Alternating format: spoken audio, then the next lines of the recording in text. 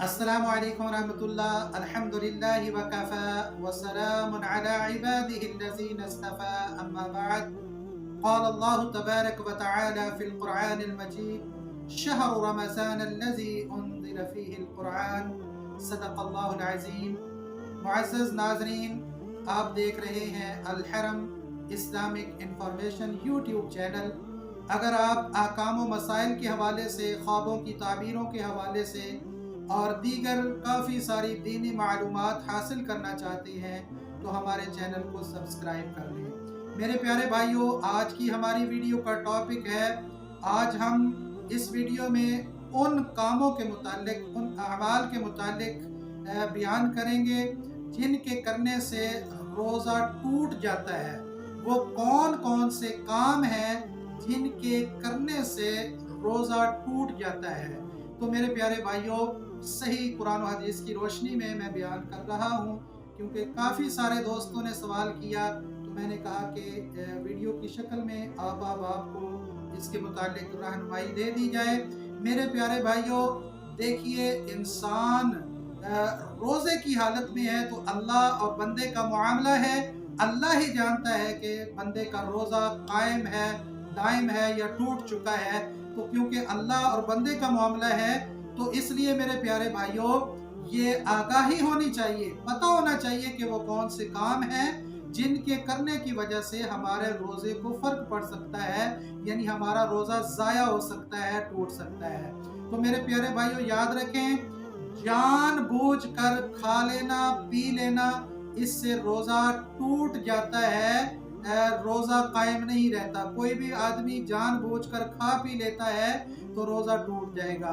اگر بھول کر کھایا پھر روزہ نہیں ٹوٹتا، جیسا کہ گزشتہ ویڈیو میں بتایا گیا ہے۔ جان بوجھ کر کھا پی لینے سے روزہ فوری طور پر ٹوٹ جاتا ہے۔ اسی طرح اگر کوئی جان بوجھ کر حق کے زوجیت ادا کر لیتا ہے تو روزہ میرے پیارے بھائیوں ٹوٹ جائے گا، روزہ قائم نہیں رہے گا۔ اس کے علاوہ اگر کوئی عورت ہے، اس کے جو مخصوص ایام ہیں، وہ روزے کی حالت میں ہے اور اچانک عورت کو حیض کا خون جاری ہو جاتا ہے، یعنی اس کے پیریڈز شروع ہو جاتے ہیں، تو اس کا روزہ اسی وقت ٹوٹ جائے گا۔ اس روزے کی اور جتنے روزے اس کے ماہ رمضان المبارک کے اس شرعی عذر کی وجہ سے چھوٹیں گے، ان کی بعد میں قضا اس عورت پر لازم ہے۔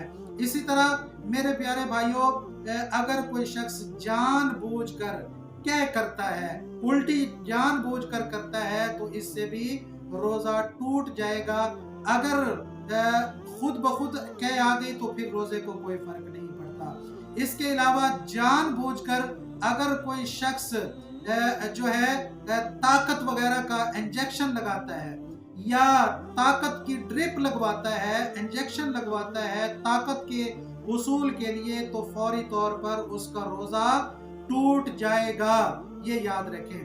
اس کے علاوہ میرے پیارے بھائیوں، کوئی بھی برا کام، بےہودگی والا کام، جیسا کہ لچر قسم کے گانے، فحش فلمیں اور ناچ مجرے اور اس طرح کی چیزوں سے بھی روزے کو فرق پڑ جاتا ہے، روزہ ایسے بندے کا قائم ہی نہیں ہے۔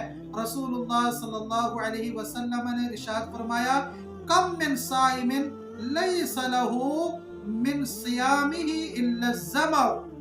اللہ کے رسول نے فرمایا، کتنے ہی روزے دار ایسے ہیں کہ جن کے روزے ان کو صرف بھوکا پیاسا رہنے کے علاوہ کوئی بھی فائدہ نہیں دیتے۔ تو اس چیز کے اندر یاد رکھ لیں، کوئی بھی لچر پروگرام دیکھتے ہو، فحش فلمیں ڈرامے دیکھتے ہو، یا اس کے علاوہ گالی بکتے ہو، جھوٹ بولتے ہو، غیبت، بہتان، چغلی، یہ سارے کام ہی ایسے ہیں جن سے روزہ ضائع ہو جاتا ہے، روزے کا جو ہے فائدہ کوئی نہیں ہوتا۔